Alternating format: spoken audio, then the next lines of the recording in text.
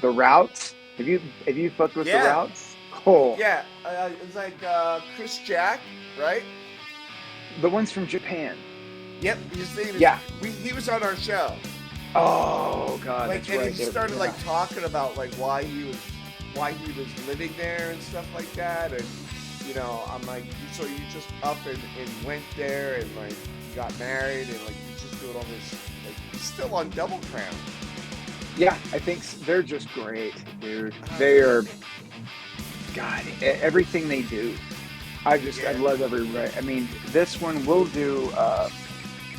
Oh God, it's Trans something Express from their Kraftwerk record that they did, where yes, they did that trip. like the one that looks just like the album cover. Yeah, I Yeah, sent it to my drummer in the Toadies. He's a huge Kraftwerk fan, and he was like, "Dude, this is amazing." Just their yeah, tones, the guitar work, they get it. You know, yeah. it's He doesn't. just I like he's so far removed from everything, even in Japan, and he still got his ear to the ground. I can't believe it. right. Where is he from? I want to say, he's British, Okay, that makes sense. but I could be sure because I around the same time I interviewed this band called the Space Agency, Okay, and yeah, they're like the psychedelic surf thing, and yeah. they're from England. His guitar tone though is just always just perfect. Yeah, It's not that too clean. You know what I mean? It's not like yeah. fuck, dude. I'm blanking on everything. Cliff from the Man, Shadows. No, not Cliff from the Shadows. Uh, what's the main guitar player from the Shadows? Hank I don't. Marvin. Hank Yeah. Marvin. All right. So many people go for that tone, and I don't like that tone. I like, Huevos Rancheros. I like Yeah. Coop's tone. So He does he use a mouse right? I think so. Yeah. Yeah, I It's think hard to that's what remember he's because it using. was like 5 years ago that I talked to him. God, what a talent that guy is, man. We ripped them off left and right. Nice. That's badass. That is cool as I shit. think the last time we talked, I showed you the same mouse. Dude, you got to have your mug. You know what I mean? Yeah. I've still got Yeah. the same ones, and then it's seasoned, you know. Oh So yeah. anyway, sorry. All right. So I'm just gonna roll from the Chris Jack thing and leave this on because Go for uh, it. we're gonna go down the rabbit hole. While this is about Hagfish, it'll be on the Punk Channel Pirate Plus. Cool. You and I can also nerd out about anything. Pretty much Um, anything. Yeah. so as you can see here, up in that way. This is the 30th anniversary of Rock Hagfish Rocks Your Lane Ass. It's out on Yes. vinyl, Yeah. and before we get into the 30th anniversary and the reissue of the vinyl pressing, I just want to preface all of this conversation that um, Hagfish played in 1995 in Philadelphia at least 2 times, and I was there. I was there for both shows. Really. The first one was with, I believe, the Super Suckers. And the And Reverend Horton Heat. Yeah. no, Yeah. yeah, the Reverend Horton Heat.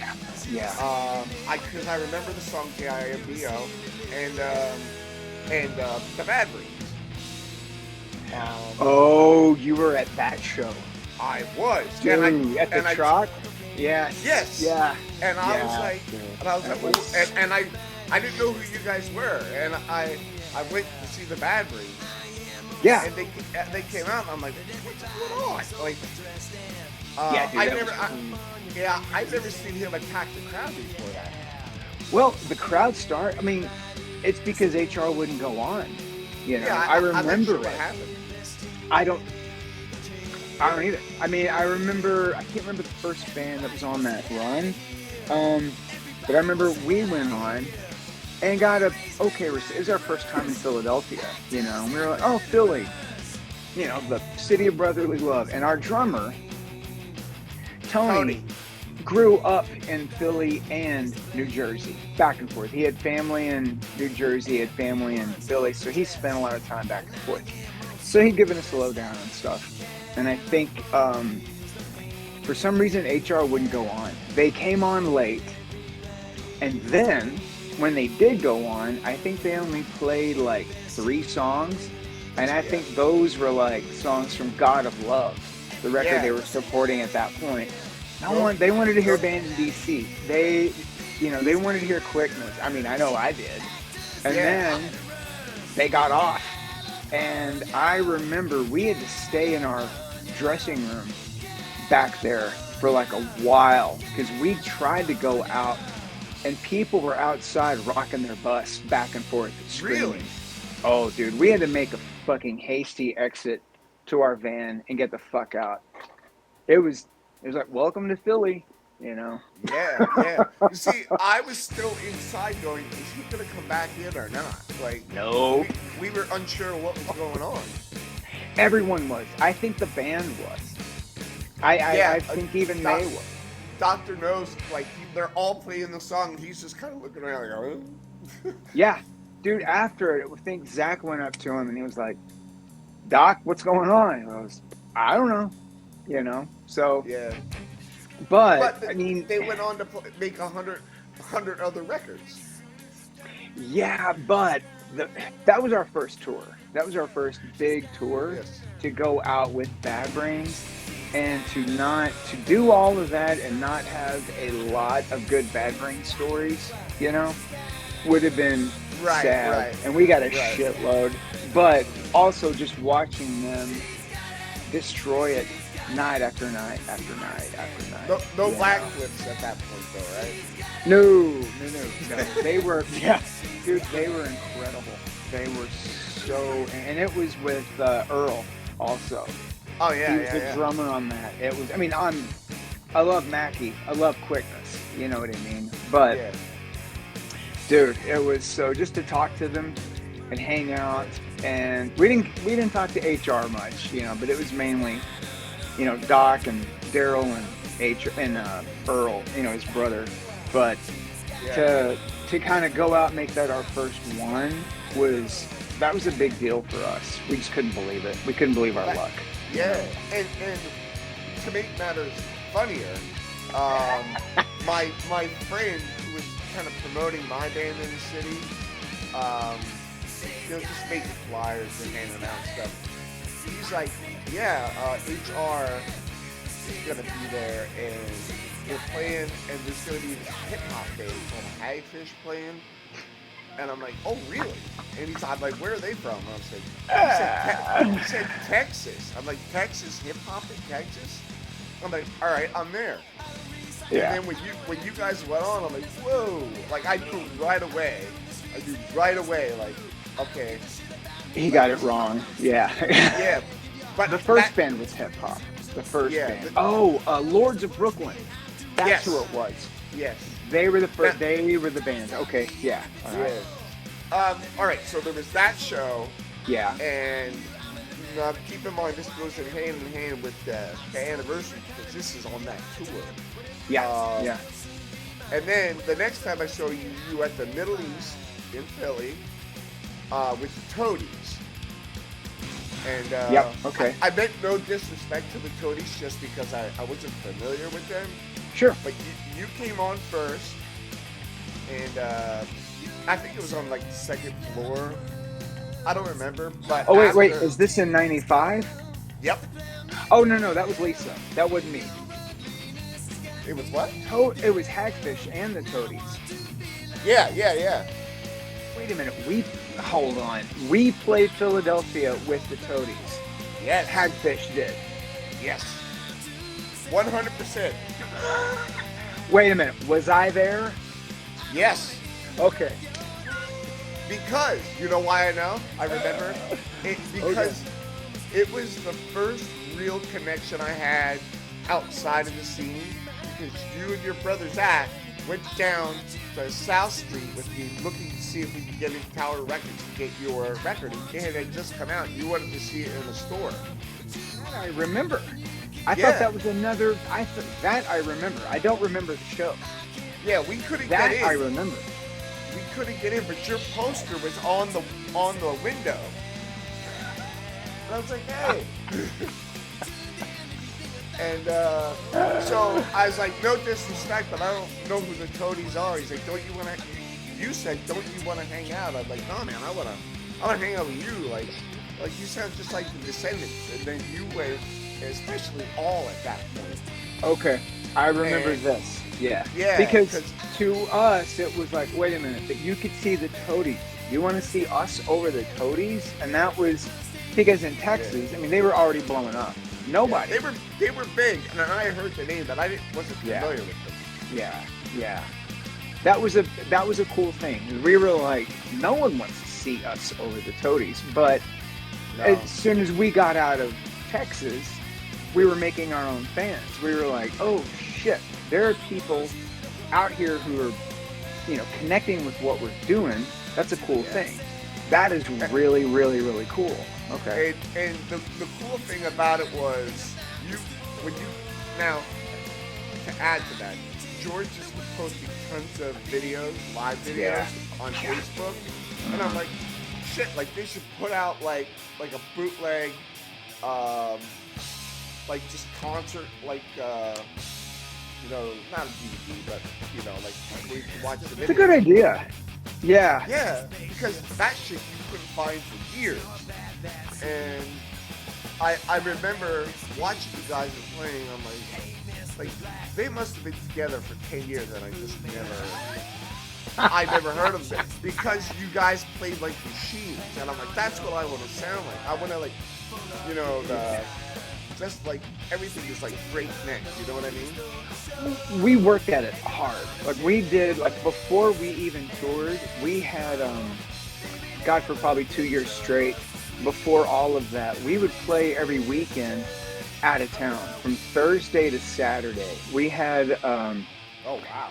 It was a booking agency called 214 Entertainment, ran by Paul Nugent and Mike Swinford. Now they manage Bowling for Soup, like Blue October, Deep Blue something, and Paul and Swin, we've known them. I mean, Paul and Swin introduced us to London Records, so they factored huge in our story, and they believed in us early on and would just book us. We were kind of like, they would book us up to Chicago.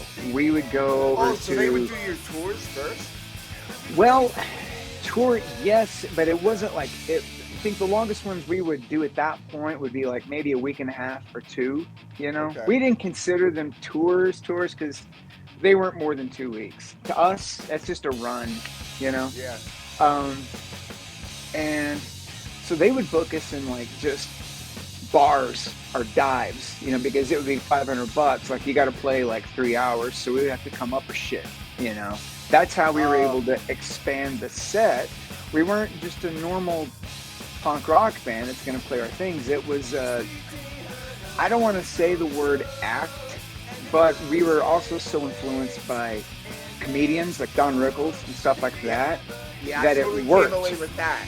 Yeah. And it worked, and it just kind of worked itself out because we had to. It was necessity of just stretching things out. My brother talking and bullshitting or playing guitar solos. He was funny. But see, that's the thing. It was just a mic in front of Zach's. You could put a mic in front of Zach's mouth right now, and he'll say the same shit. It's funny. He's just a funny fucking person. He's always been that way. And he had an audience, and then he had a foil in George. George was the straight man. You know what I mean? So they were playing off of each other. And well, kind of like, Zach's a straight edge. George always had like a drink and a cigarette. Exactly. But George was always like, he was always kind of like, hey man, I mean, like so many times if the crowd sucked, George is the frontman. So he was wanting to get the crowd into it. He would be like, you guys are a pretty good crowd. My brother would get on the mic and go, no, they're not. You people suck. Yes. Seriously, you are a shitty fucking crowd, man. You are the worst. And they would get into it. And we would get booed. I remember that shit. He didn't care. Zach didn't care. He was like, I'm not here to entertain you fucking people. You're here for me, we were going to do that shit anyway. We were going to be playing if they liked it or not. It was just, Yeah. that was our attitude. And it came from kind of watching, we went and watched the Digits, the Super Suckers. Oh yeah. They, the Dwarves. It was up until that point, we saw these bands where they were kind of kowtowing to the crowd, like, oh, like us, like us, like us. Rick Sims from the Digits did not give two shits if the crowd liked him. Eddie, Spaghetti didn't care. The Dwarves definitely didn't care. That's what I'm saying. And we saw all three of those bands within the space of probably 2.5 months. And it blew our mind of, wow, we don't have to cater to the crowd. Fuck them. We'll do it exactly what we want. If they don't like it, they can leave. You don't want the people to tag along that aren't into it. No, we didn't give a shit. I mean, to me, the best compliments, I loved it when people said, I love your band, or I fucking hate your band. I hated it when people are, oh, you guys were okay. Like, no. It was, we elicited passion from people. They either loved us or they fucking hated us. And I was 100% cool with both critiques, basically, both passions, because that's making someone really hardcore about their feelings about my band. Like, I love that, Yeah, but that's where all that came from, is touring. And we made it a machine. We made it where we would also practice when we weren't on the road. We still went and practiced 2 or 3 days a week, just to stay up to date. We had to be ready, Yeah. So there was. We'll get back to the machine part of it. Sure. But first, at the Cody show, I didn't know about Buick then. That was a real tough one to find. But there was the 7-inch. I still have it in my my special hardcore box from back then. Nice. And so I have the with the fighting fish. Yeah, the one on is it BYO? Yeah, it was. Yeah, it was BYO. Yeah. And so I was like a BYO nerd at the time. So when I saw that, I'm like, yeah, I'll like this, So plus, I bought it at your show from you guys, and so I didn't know about Buickman, but when this record came out, I'm like, what? Like nobody had any, like, they were distancing themselves from that, not the Descendants, but the all version of the band. Nobody wanted to admit how important that particular band was. And I mean, just the play, like that really resonated with me. And then when your album came out, I'm like, okay, well, they're not a joke because they can actually do the thing. You know what I mean? Thank you. Yeah. Well, that was from Bill and Stefan instilling that. Like when we did Buickman,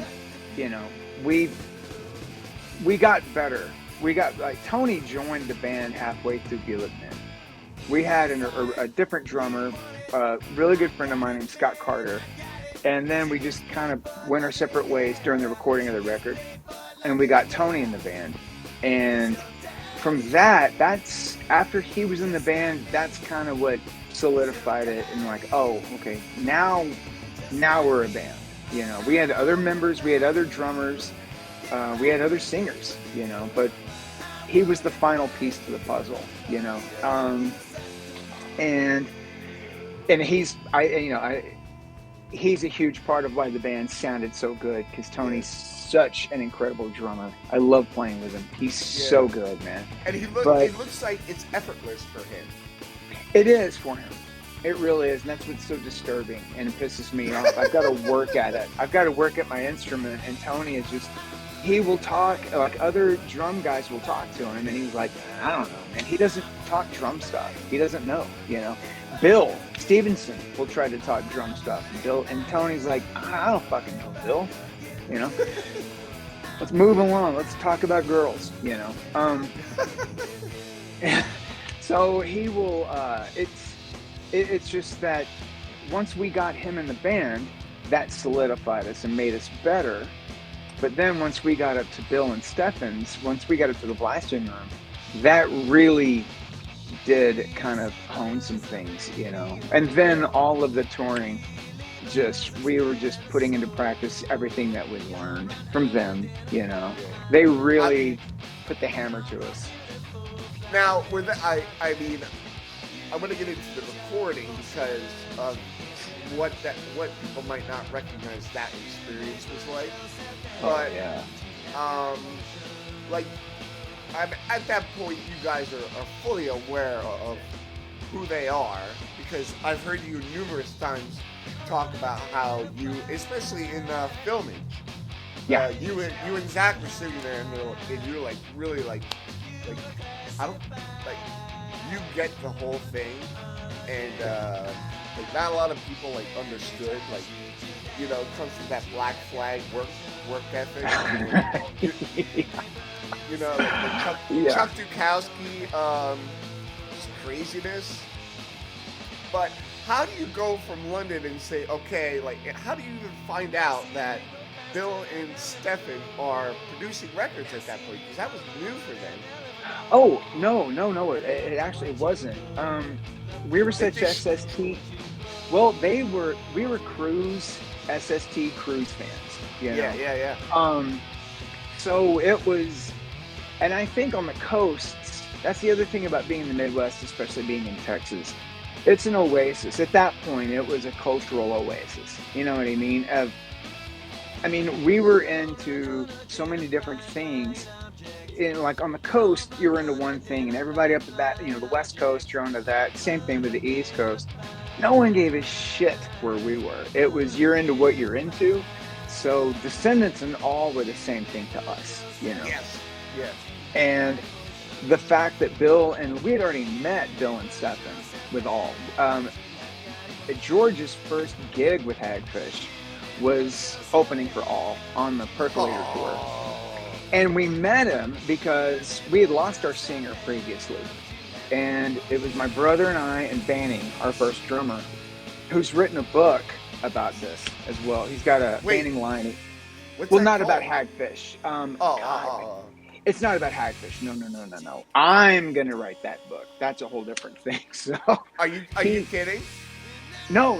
I've got stuff. Oh, yeah. No. I'm going to write. It's different stuff. It's going to be. Yeah. But. Yeah, I need that then. When you write it, I need that. Done. But it will be. So the three of us were rehearsing, and Zach was going to sing. And we were at this rehearsal place, Musicians Exchange in Dallas. And we had tried a couple of songs with Zach singing. And he didn't like it. He was like, I can't concentrate on guitar and singing also. What the fuck are we going to do? Zach's an incredible singer, but this is 1992, you know. He hadn't even really begun to even think about singing. And now he's just an incredible singer. You know, listen to the Armstrong record. He's fantastic. But Dick the Lionhearted. Yeah, and he sings his ass off.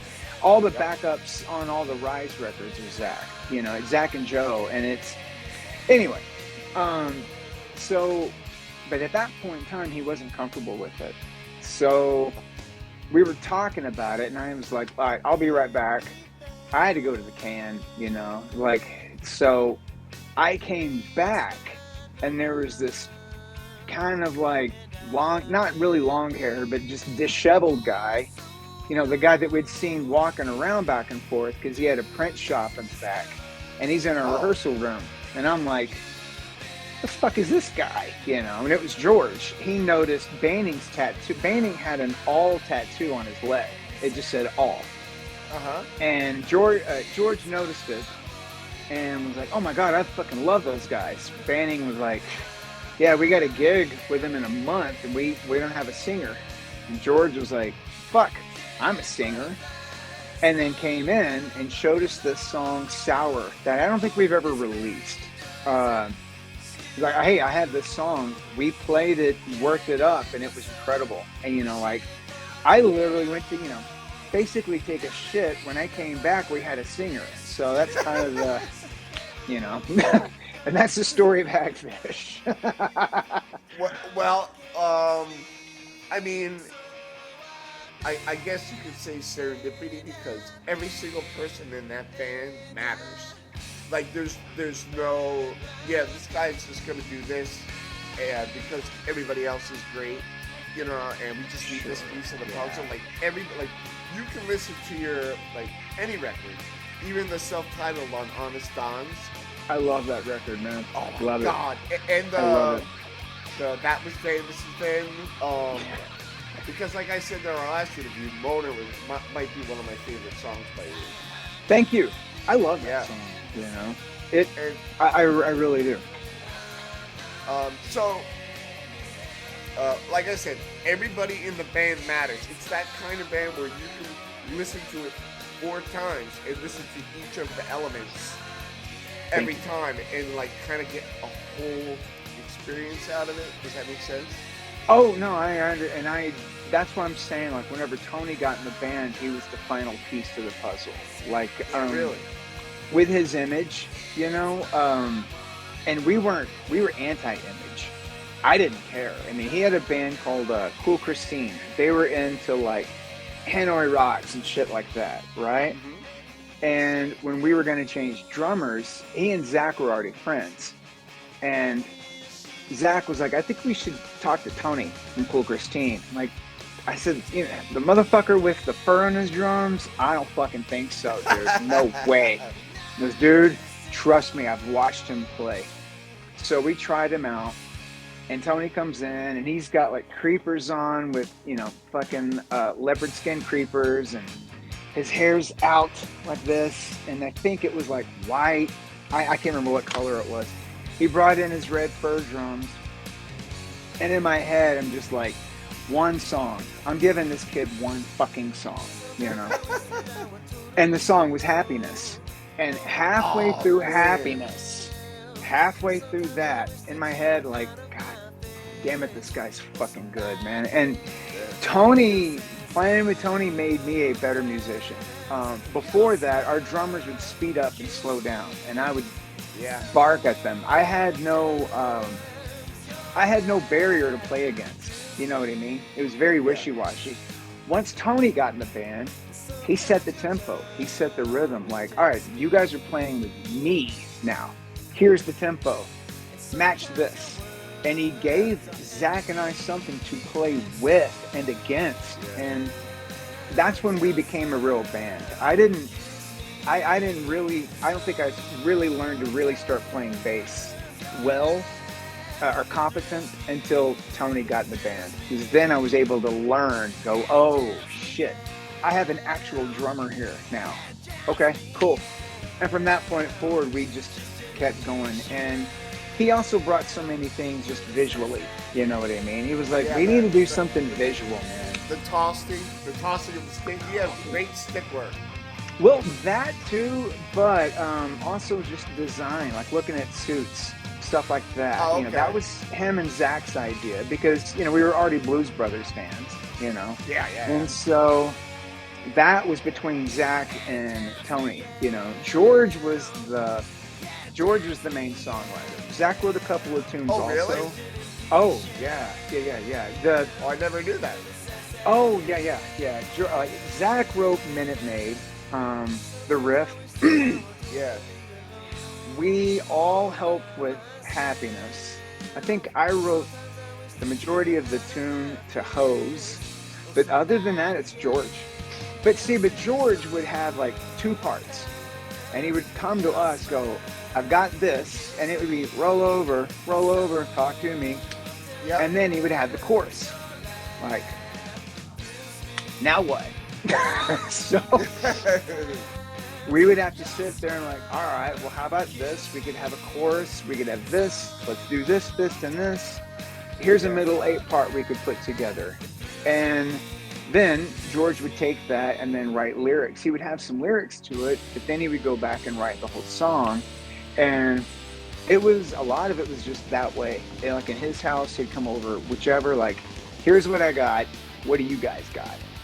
And then we would put the song together, but George he was the main songwriter on all No, that, and he wrote all the lyrics. what a way to start off the album. That happiness um, on Roxy Lane is just it's like a gut punch. Thank you. Yeah, Yeah, yeah, yeah. I'm trying to remember what it was about. I think I know what and who it's about. There's a couple of songs on that record that are about the same people, and just different instances.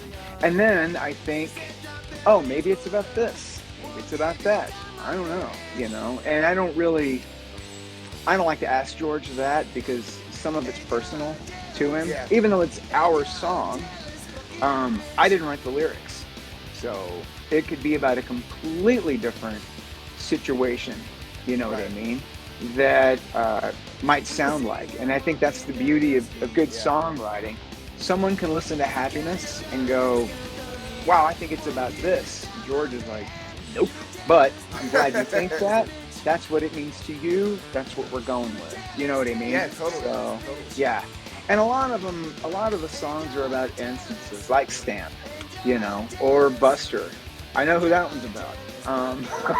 Well, you told me the story about Stamp, and while I think that was kind of like the flagship song, I want to get like Uh-huh. that and maybe Disappointed Yeah. were like the two songs that were kind of like put out there for the Yeah. world. So Yeah. when I heard Stamp, I immediately like, oh my god, like, so you could like the song is so perfect that you can see somebody like living out the song, so to speak. Uh-huh. Yeah, you really can. And that's what it that was those days. It was spent especially between my brother and George. They were young and looking all that they were very energetic young men. It was and things would happen to them, Yeah, and they would discuss it and write about it. Or if something happened to Zach, he would tell George just as a story, and yeah. George would be like, "Wait, hold on, I can write a song about that," and then he would write a song about it. You know what I mean? So it was Yeah. like, go do adventure. I'll write a song about this. you know. And he had I would. Oh, go ahead. no. Go ahead. You go ahead. Oh, I would be remiss if I didn't mention that your brother Zach Blair Yeah. is in Rise Against. Yes, he is. And you guys were friends with them before that happened. Yeah. From what I remember talking to you. I don't want to dwell on that, but I do Oh, want to yeah. say, you Yeah. can't like do an interview about Hagfish with mentioning like, you're in the Cody's currently, he's in Rise Against, and you guys are like lifers. Well, yes, and I don't want to say we got lucky because we worked our asses off for everything, for those instances. Basically, we worked our asses off to be ready for those situations. Like we were with Only Crime, Oh my and god, I love them. thank you. Yeah, that was let's see, To the Nines and Virulence. We hadn't even released Virulence yet. We'd already made it. We were leaving within a week and a half to do Virulence, the first tour for Virulence. And I think it was with, I can't remember who was with us, but that whole tour, it's like 3.5 weeks, Zach couldn't say anything that he was in Rise Against because he just couldn't say it. It wasn't out yet. They hadn't released the news, they were waiting. Yeah. And he needed to, Rise went to Bill and asked him first before they took Zach. They didn't want to just Really? take, oh yeah, Bill's their producer. They didn't want to just take a guitar player. So Yeah. they went to him and were like, hey, I think we're going to need a new guitar player. When they were making a switch, Chris was leaving the band and they had tours coming up and they knew that. And they said, I think we're thinking of Zach. And Bill was like, yeah, totally. get Zach. And they're like, well, are we going to have to do anything? And Bill was like, no, it's basically just add water. Just add Zach. You're going to be fine. And Yeah. I think Zach showed up with them for like maybe a day and a half rehearsal, and then went out with My Chemical Romance on the Black Parade tour, the original. Oh, nice. Yeah, but we were friends with them. We had toured with them for probably, God, a month. Before that, we did Europe with them. We did some dates. We were all buddies, you know. Wait, So, Hagfish in Europe? No. Hagfish played Europe. Yeah, no. How was that? Only Crime. That was fun. Yeah, Only Crime, and like Hagfish was done before we did Only Crime. Yeah.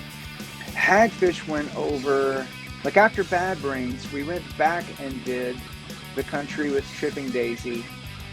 Then we went back home for maybe 2-3 weeks. Then we did the Reverend Horton Heat Super Suckers tour. We did The Country. Yeah. Immediately from that, we went over to Europe for over a month. And the day we got back, we started a 3-week tour with the Boss Tones. So we we weren't home ever, you know. When they came and played the drop, they could barely fit on stage. Dude, they were the best to us. They were so nice and so kind, and we figured out, oh, this is the way you do it. You know what I mean? Yeah. They became friends.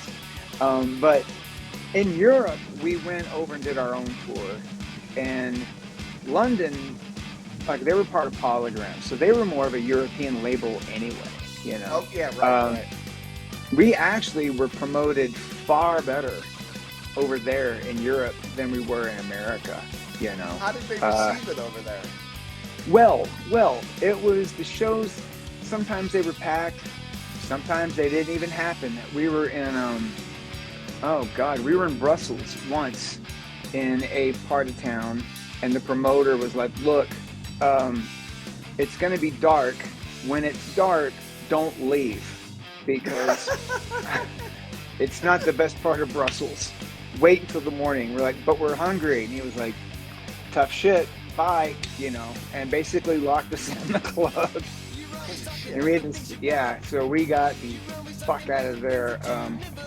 I mean, it was like it was touch and go, but we didn't care. We were up for the adventure. To me and Zach, like, hey, we're not in Sherman, fucking Texas, where we're from. Yeah. Like, we're forging ahead. We're trying to figure out our careers here, you know. We're not there. We're not toiling day by day in Sherman. We're trying, you know. We don't know. We didn't know if we were going to succeed, but we didn't care. Like, we know if we don't try, we'll never get anywhere. But if we try, you always regret not trying. Yeah, that's the thing. Is like, if we tried and tried and tried forever and it didn't, and nothing happened, okay, that's fine. You know what I mean? We tried, and it's a lot better than people who just like, oh, that'll never work. I don't want to do that. We were more than willing to sleep on couches and linoleum floors and go without showering, you know, for a long time. Like, if that's what it takes to really put in the time and the experience, then that's what we got to fucking do, you know. Awesome. So while you're touring Europe,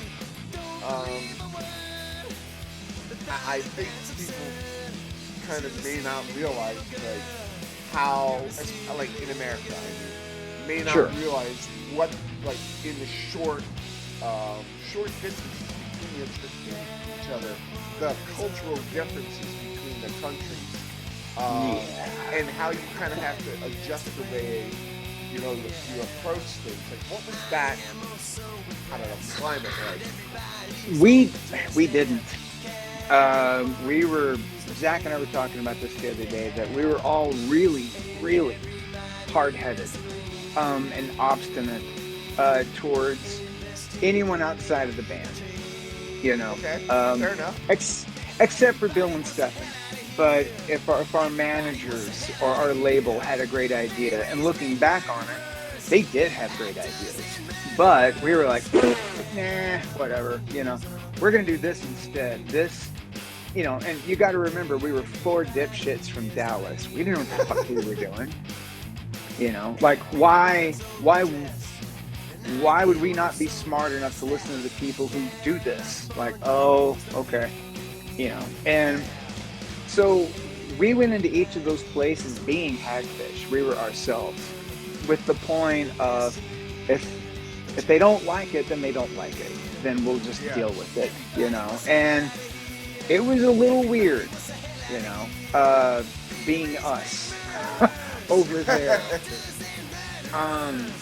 But it was fun, and I think I've heard now that we did make some fans over there. We went back with this band, the Doctors, and we had been offered from this band, the Totenhosen, right? Oh, I know those guys. Everybody knows the Totenhosen, and here is Hagfish 101, okay? Hagfish 101. The Totenhosen offered us a German tour, and we were like, nah, we don't want to. So we went out with the Ärzte, who were amazing, and it was like 2,000 to 3,000 people a night, Nice. So, and they would come out, their drummer Bella would come out before we played every night and tell the crowds in German, hey, this is one of our favorite bands. You have to be nice to them and don't throw things and don't be rude, because if you're doing that, you're basically doing that to us. So don't be disrespectful to the Ärzte. We love these guys. And so we got great receptions. But we were at someone's house. It was like a day off, and some German kids who were fans of ours invited us to their house to just hang out. And they had on MTV, and a Behind the Music came on with the Totenhosen. Yeah. We're like, whoa. And we were seeing all of these pictures and like a video of the Totenhosen playing stadiums. And they're like, wow, the Totenhosen are huge, huh? And they were like, yes, they're the biggest band in Germany. And I went, oh, wow. They offered us a tour last year to go play with them. And these kids were like, and you turned them down, and all of them started just cracking up and pointing at us and laughing at us in German, like, you guys are dumbasses, basically. So, we didn't know. We had no idea, but a lot of Europe was like that. It was people wouldn't catch the jokes as much as they would in America, so we'd have to do different things, But I think playing-wise, it really went well, because London and Polygram knew how to promote us over in Europe. They had a great promotional system, and they knew where to go and what to do, and it was fun. And we were treated fantastic over there. We really were. I heard Germany is I want to say that they're very, very straightforward and honest, and they're very analytical of the bands that come through. Is that true? Yeah. There was Zach has talked about that with different German interviewers, and they're just very direct in telling him their opinion about things, regardless if he asks or not, and they're all like that. But the thing about it is they're just being honest. Yeah. They're saying, and they would tell us, I love this, I hate this. And we're from Texas. You're straightforward with people, but you're not brutally honest. They're still part of the South. Like, we're honest with people, but not brutally honest.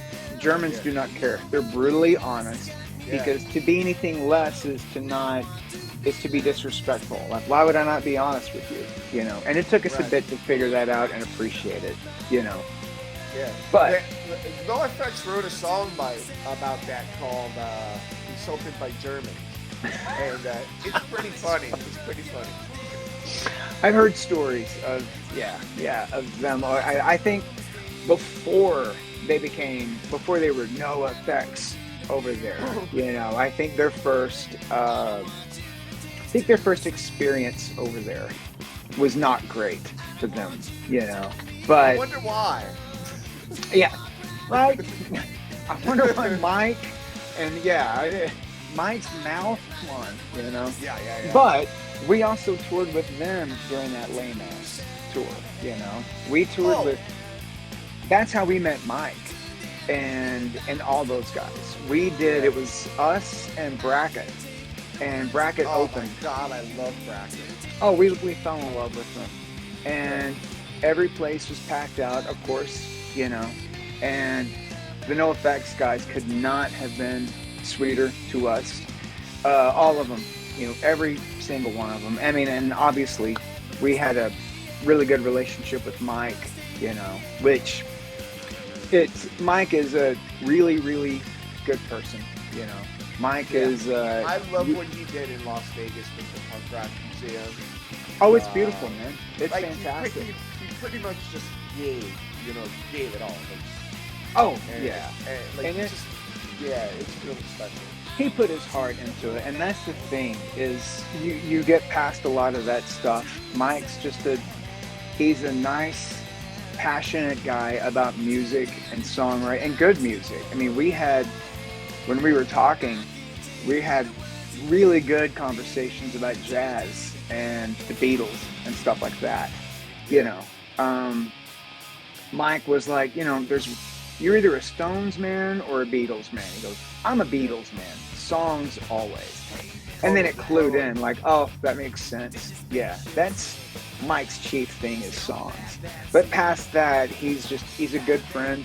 You know, he's done a lot for Zach and I in just different endeavors, you know, and always been there. So really good person, you know.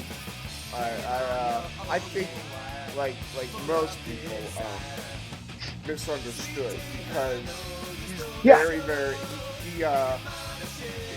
I always got the impression that he cared very much for all the bands when he played. Oh, dude, yeah. He whenever we got dropped from London, we had we had a couple of offers. We had one from Brian at Nitro, whenever he was doing that one, you know. Oh yeah. That one we had a couple of others, and then Mike hit us up. He was like, "Hey, you want to do this?" And we immediately said yes. And we had been demoing forever to give demos to London for our next album. And we told him, he said, well, how much are you guys going to need? And we found out, and we told him what the budget would be to do another record with Bill and Stefan. And he was like, okay, done. And we were like, do you want to hear some demos? Why? Just go make a Hagfish record. I don't give a shit. Here. And just gave us a check. He didn't want to hear a fucking note. Right. He just believed in us. And no one had believed in us for years at that point. London were giving us shit because the punk rock thing was going down and all of that. It wasn't as popular as it was. They wanted us to kind of change our sound. And every demo we sent them, basically ended up on That Was Then, This Is Then. That's the demos that we were doing for our second record, you know, or our third record. Really? All of it's demos. Yeah. All of it is demos. I mean, it's fucking clean. That record. Thank you. We worked, I mean, like, it was just, we would go to good studios and we worked hard at our demos. Those are just demos, you know. I didn't realize that. Yeah. And some of them, Zach and I were discussing this the other day, if they had just left us alone, we could have given them a great fucking record before that, you know. But yeah. So, you know, they just didn't believe in us anymore.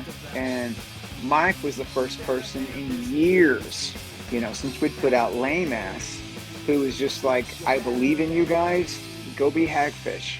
Here's the money to go do it, you know. So that meant the world to us. I'll never forget that, you know. I vaguely remember, I should have went back and listened to our conversation, but it's a fucking hour and a half. So I was like, there's no way I'm going to get like talking points out of an hour and a half. But I do have it must have been a reissue that I stumbled upon on Discogs of that Honest Don's record that you did. Yeah. Yeah. And of course I was really into it, and then all of a sudden there was no more Hagfish, and I was just like, Like, like, Yeah, like, what the hell, man? Like, you know, of all the bands that were falling out of the sky at that time, the yeah, punk rock bands, um, like you can like see, okay, these guys are not only the real deal, but are very good at their instruments and thank you. songwriting, and like you can tell the difference. And I'm like, why no more like the real thing? Well, it just became like when George got in the band in '92 until we pretty much stopped in like '98, '99. It was constant. We didn't stop. We didn't have enough brains to maybe say, hey, why don't we take a break for 4 or 5 months and reconfigure? You know, we just thought we got to go, go, go, go, go. And if you're not going, let's go, let's stop and we'll go do something else. And it was just a lot of that was mine and my brother's thinking. Um, George had his first son, Jake, at that point.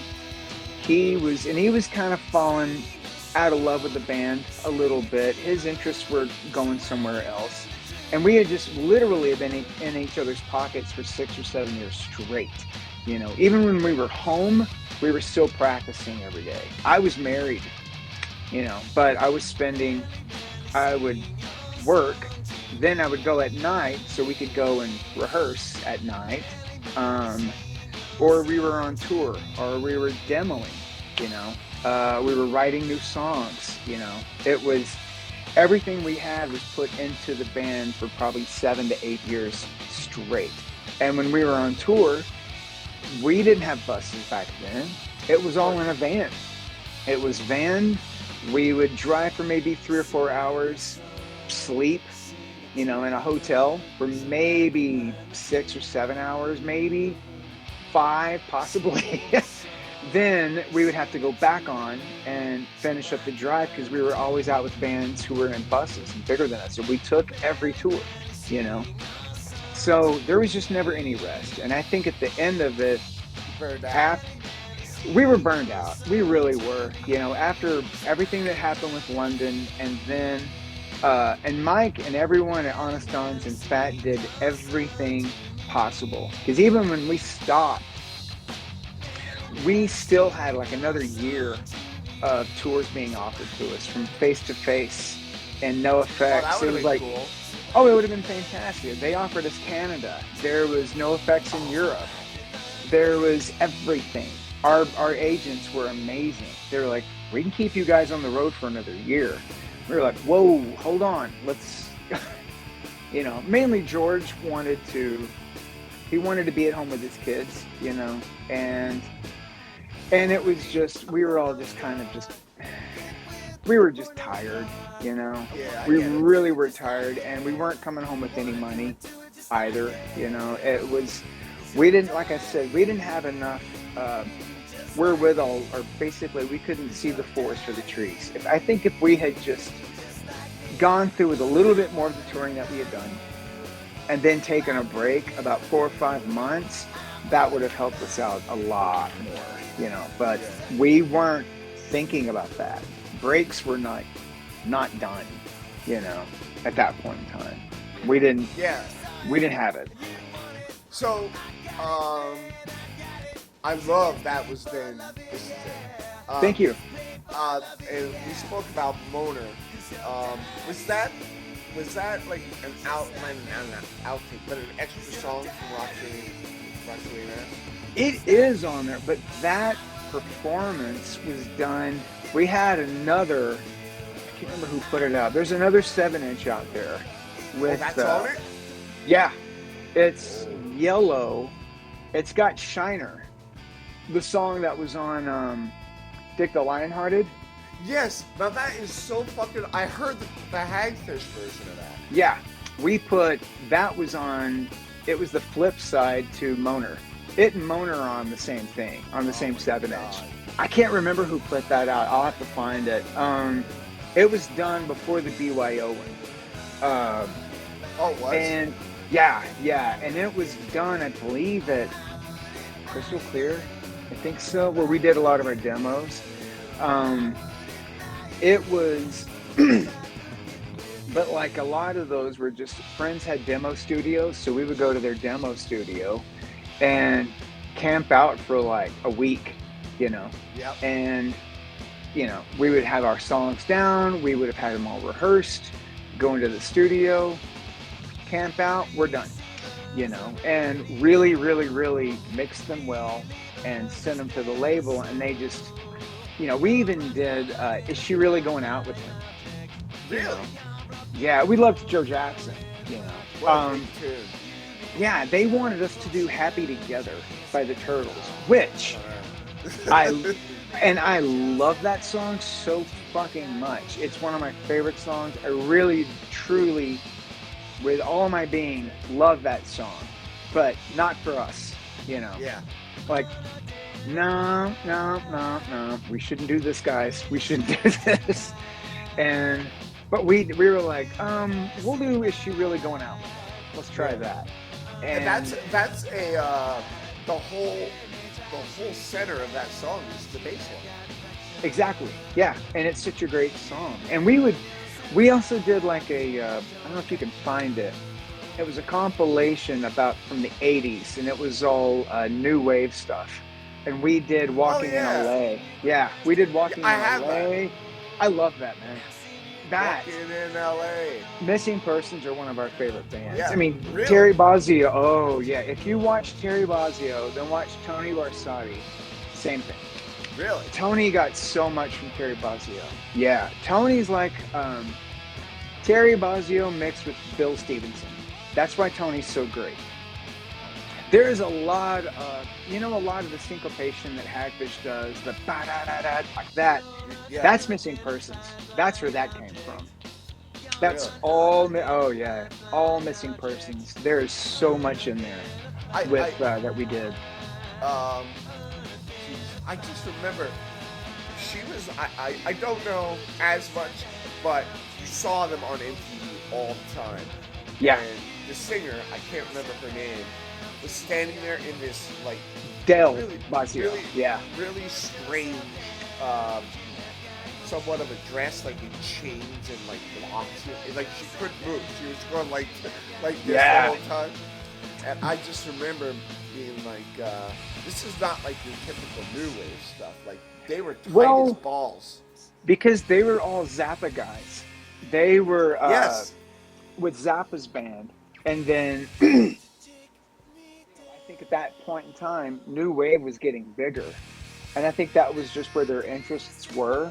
So they were like, well, let's, they got Terry's wife, who was she was an ex-Playboy Playmate also. Oh, I see. I get it now.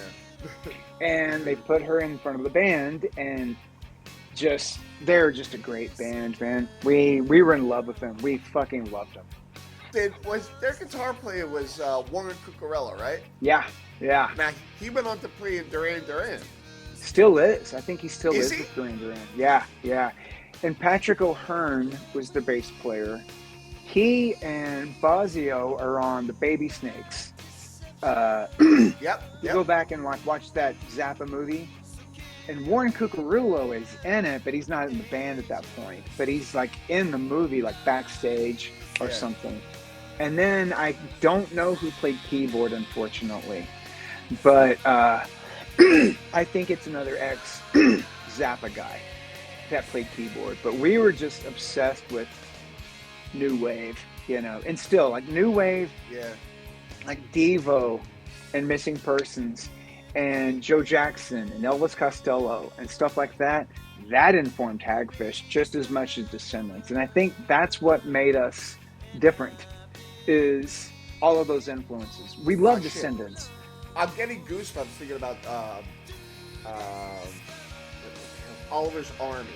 Like, oh my God, yeah. Like when Think I about hear it. that, when I hear that song, I'm just like, man, this guy's on another planet. Okay, well, in fact, the song "Envy." Yeah. From of course, yeah. And he says, "You're in your little green shirt, right?" Well, it came from in your little green shirt.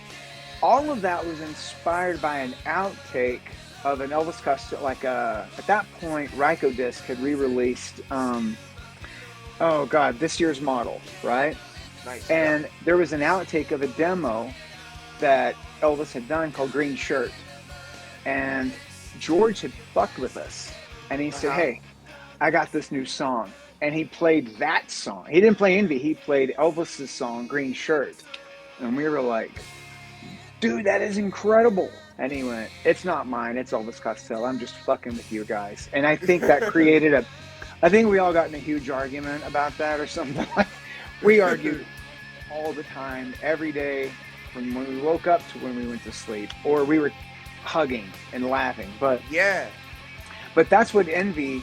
That was the genesis of Envy. Is George kind of named it and just kind of had the idea from that Green Shirt song of Elvis Costello. That's what we would listen to in the van, you know. Oh yeah. We listened to everything, you know, and that was. Yeah. What made the band glue is, I mean, we're going to meet up in a couple of days for rehearsal for this show, and I guarantee we'll probably start. Check this out. Have you heard this? Have you heard this? Have you heard this? Yeah, it's just what happens. It's what we do, you know. Yeah, it's a lot of fun. Wait, I'm sure like you like guys nerd out over bands like we're doing here, and I'm a nutritionist. Nice. And he's constantly sending me stuff. And I'm like, oh, well, that, like right now he's in a like psychedelic furs type. Rad. Echo and the Bunnyman thing. And Nice. I don't know if he realizes how old I am and like how like, everybody listened to that kind of stuff when we were young, It's incredible.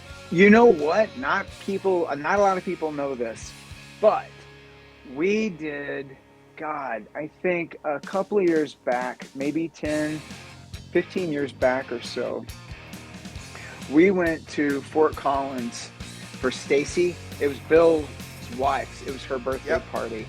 And my brother and I and Stevenson and Russ Rankin did a psychedelic furs cover band. Yeah. And Hagfish was up there also. We played it, and then Bill played drums for psychedelic furs covers, and we did an hour of covers. Oh, wow. And Russ sang. Psychedelic Furs are one of Russ's favorite bands ever. Really? So it's crazy, yeah. But there's loves videos on YouTube of you guys playing in Fort Collins. There's a lot of it, and we would go up there for the hell of it to do. We did the Blasting Room 25th or 20th anniversary. Yeah. We did that too, which was fun. And Riser on that one as well. Yeah. But this will be, but we haven't played in a long time together. So we're going to be doing a lot of bullshit, and hopefully we'll do a lot of rehearsing, I hope. And you're going to play it all. You're going to play it all, right? Oh, yeah. We're going to do a lot of the second record as well. I believe all of Lame Ass. We got some special guests. We got some shit coming up, Dude, I have to stress to you, and I posted the other day the record on Facebook, and I can't leave this interview without, and I'm sure other people feel the same way, and I don't know if a band such as Hagfish understands that you were extremely important to me. Thank you. Thank you. Okay, I'm used to being in the toadies and all that, and people have those reactions on Rubberneck or Hell Below. Oh yeah. They don't have it on Lower Side of Uptown that I'm on. You know what I mean? So to have people that will tell us that, and other bands too, Blink 182, those guys. They love that band. So that was the stupid band that Zach and I started out of Sherman, Texas, while our dad was dying. That's how we grieved. Man. You know what I mean? That's how we grieved, was Hagfish and making it light and all of that determination. While our dad was dying, that's when we were getting the band set up and going. You know, before George was even in the band. He never met our dad either. But it was, that's what we did. You know, after our dad passed, we were just pretty much, well, we're doing this. Come hell or high water, it's Hagfish or nothing. And to hear people that like our band and the albums that much means the world. You know, it really, really, really does. We're definitely happy with what we have going on in our life right now. But and you always seem to come back to it every few years. I always, you know, I'm always feeling like, oh, they're playing a show, they're playing another show. I'm like, you know, and now it's 30 years and you're playing another show. I'm like, come to fucking Philly, man. Well, and we're gonna see. It's just so like you know, George works. Tony, they both have their lives, and we got to see if the offers are there. It's a different thing than to just get in the van and go out and tour. If people are out there that want to bring us out, then we'll consider it. But it's also now like, okay, well, are the Toadies touring? Are Rise touring? You know, we have this block of time that we can do something. And that's why this worked out. Zach just got off tour. He just got home not even a week ago from the Papa Roach tour. Rise Against just put an album out. Ricochet, fantastic record. It's one of their best fucking records. I love it. They went out and tried to do something different, and they really did, and they knocked it out of the fucking park, man. And they've been touring that with Papa Roach. Zach just got home, and he's practicing our stuff. He's practicing with Dracula's because they're on the show also, the other band that he does. He's been and they have a long time.